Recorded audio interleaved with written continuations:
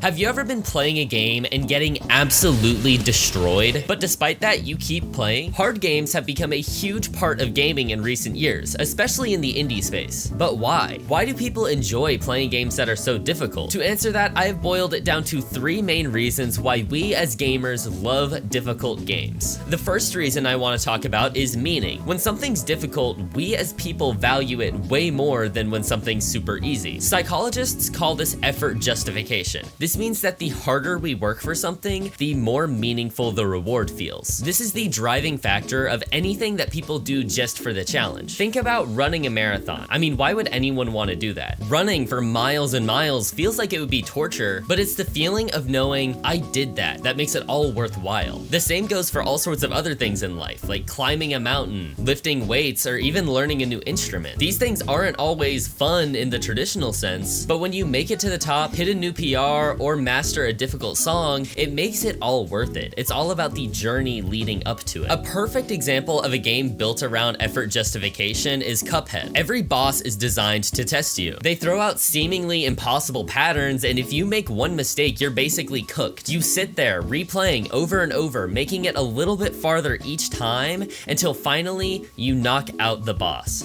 For me, my most memorable moment was fighting the dragon. I spent hours trying to beat this guy. I was dodging fireballs, mistiming parries, and just slowly losing my sanity. This guy is my #1 enemy. But you know what? If this guy weren't so difficult, I wouldn't be making this video talking about him right now. That's the entire gameplay loop of Cuphead. Cuphead is nothing but insanely difficult boss fights. If these fights were easy and only took a couple tries, they would have no meaning to them at all. But because they're so hard, when you finally win, it feels like one of the greatest victories in your life. And that's the kind of moment that you will carry with you forever. Hollow Knight works in a similar way, but on a much broader scale. The world of Hollow Knight is not a very forgiving place. The game gives you very little direction, forces you to map things manually, and punishes every single mistake you make. Exploring feels dangerous, not because the world's unfair, but because you're constantly one wrong move from possibly losing everything. And yet this difficulty is the exact thing that makes Hollow Knight feel so awesome. It's exactly why when Silksong released, Team Cherry just went ahead and flat out said, yes, this game is harder than Hollow Knight. There are going to be some difficulty spikes. But instead of scaring people away, it's what fans wanted. No one was asking for Silksong to be easier than Hollow Knight because they wanted that legendary climb yet again. And though some people had regrets for wanting such a hard game, when they finally beat whatever obstacle or boss had them stuck, it felt so legendary. That struggle is once again what gives the game so much meaning. Now here's where a difficult question comes in. If hard game equal good game, why do some people not like hard game? And that's because the goal for them lacks meaning. Any flow state chart, yes, I know I talk about these all the time, they're important, will show you that right here is where fun happens, where difficulty and skill are in perfect harmony. According to a flow chart, the culprit for people not enjoying difficult games is just a skill issue. I'm not saying you're bad at games, not at all. It's just that you don't necessarily want to be playing at a high skill level at all times. That can be a choice. Okay, think about it. Do you play games as an activity or a way to de-stress and have fun?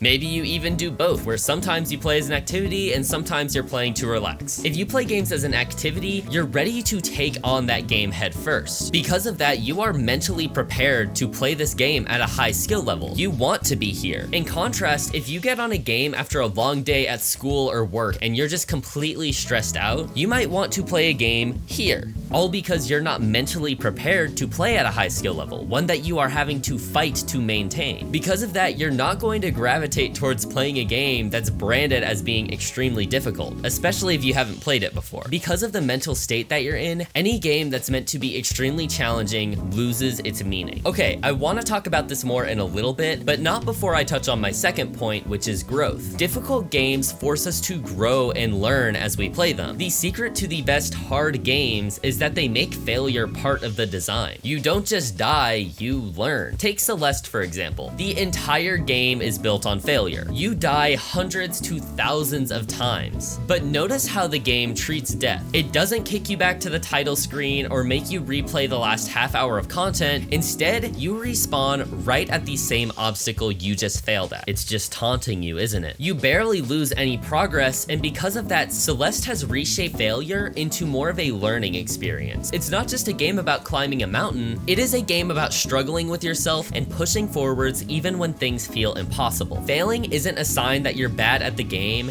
it's part of the journey. By the time you reach the summit, you don't feel embarrassed by your hundreds or thousands of deaths. Instead, you feel proud because it's proof of how far you've come. Games like Hades take a different approach, but the idea is still the same. In Hades, failure is baked into the loop. You're supposed to die, but instead of treating death as a reset, Hades treats it as progress. Whenever Zagreus fails, the story moves forward. Characters react to your previous attempts, you unlock new things, and the story keeps on progressing. Even though dying sends you back to the start of the game, it doesn't send you back to square one. And I think this is a major reason for the explosion of roguelite games versus roguelike games in recent years. People will constantly experience growth with their skill level, but there's so many factors that play into this. Whenever anyone starts playing a new game, they're going to get better really fast. But after a while, things start to exponentially slow down. This makes roguelike games extremely difficult to balance and can end up putting them in a pretty awkward space. In a roguelike game, you don't have any upgrades or things that you're holding on to from run to run. This starts to bring in so many factors, like how much can the player play the game? How many similar games have they played to our game? And even things like, are they playing on a $2,000 gaming machine or a laptop that can barely hit 15 frames a second? Roguelites, on the other hand, have progression, things that help you grow outside of just raw skill. This means that as long as your player is persistent, they should beat your game at some point because they'll just be so insanely strong. Now, I want to bring back the meaning conversation from earlier. I mentioned that people who like to play games to relax are going to lose a lot of meaning with these extremely difficult games. But this can be completely negated with growth and experience. The more experience and the more naturally skillful you are at the game, the less you have to stress in order to be in the fun zone here. You'll even get to the point that in some games that are meant to be extremely difficult, you might find relaxing just because your baseline skill level is so high. For example, I grew up playing so much Fortnite. It was a game that my friends and I would play every single night. I actually wouldn't be here today making videos if it weren't for Fortnite because I literally started this channel as a Fortnite channel. Back then when I started playing, I was extremely bad. I think it took me like 100 games to get my first kill. I had never played FPS games before. It was awful. But over the years, I got better and better, and now I've played so much that I don't really find the game difficult or stressful anymore unless if I'm playing in like highly ranked lobbies. A game that a ton of people find extremely stressful, I find more as a relaxing social experience with my friends and family. Growth can carry over to other games as well. I'm sure we all have that friend that no matter what game you put them on, they're just somehow already good at it. This doesn't just naturally happen. No one is naturally good at video games. It's because they are pulling experience from other games they've played into the new game that they've never played before. A great example of this is Silksong. Pretty much anyone that plays Silksong will tell you that you need to play Hollow Knight before playing Silksong because the difficulty spike is so high. Even though the games are different, there's so much overlap that playing Hollow Knight will make you better at Silksong when you finally go to play that game. Growth is so important on an individual game level, but is also the main reason that once people start playing some of these harder, more difficult games, they try to find others to play as well. Finally, and maybe most importantly, hard games only work if they are fair. A game can be extremely punishing, but if you ever die and feel like it wasn't your fault, you completely lose interest. You'll probably just feel frustrated and cheated and maybe get off the game altogether. Fairness is an invisible rule that makes frustration addictive instead of miserable. Once again, we'll talk about Hollow Knight and Silksong. When you die, it's never because the game pulled something out of complete nowhere. Well, unless it does. Instead, every single attack is telegraphed and consistent. You know what went wrong, and you know what you need to fix next time. That's why players will sink dozens of attempts into the same boss without giving up. It's because you don't feel robbed, instead you know what you did wrong, and you're going to try and do better. Celeste is the same way. The controls are razor sharp. If you die, you immediately know why. You either pressed dash too early, didn't get the right angle, or something like that. It's never random, it's always your fault.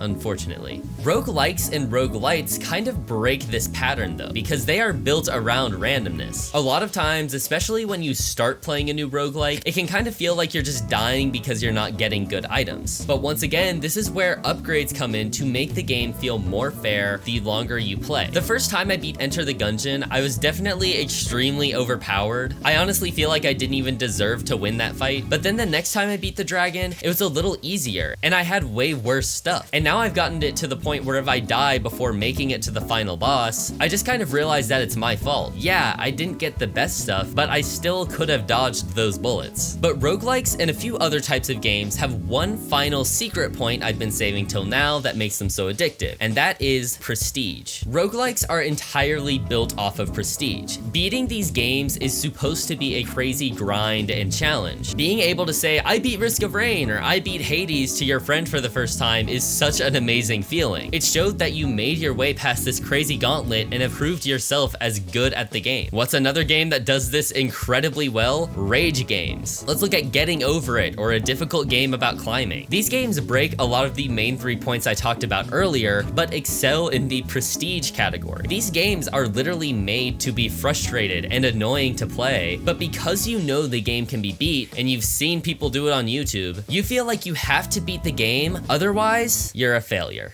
No one should ever feel like a failure for not finishing or beating a game, but this is a lot of the psychology that drives our behavior with games. If you guys are interested in psychology and gaming, I have a whole playlist of videos right here with all sorts of videos similar to this one. Also, only 1% of you guys are subscribed! So if you enjoy the content and want to help support me and the channel, be sure to like and subscribe. It helps out a ton. Anywho, I'll see you guys next time. Bye bye!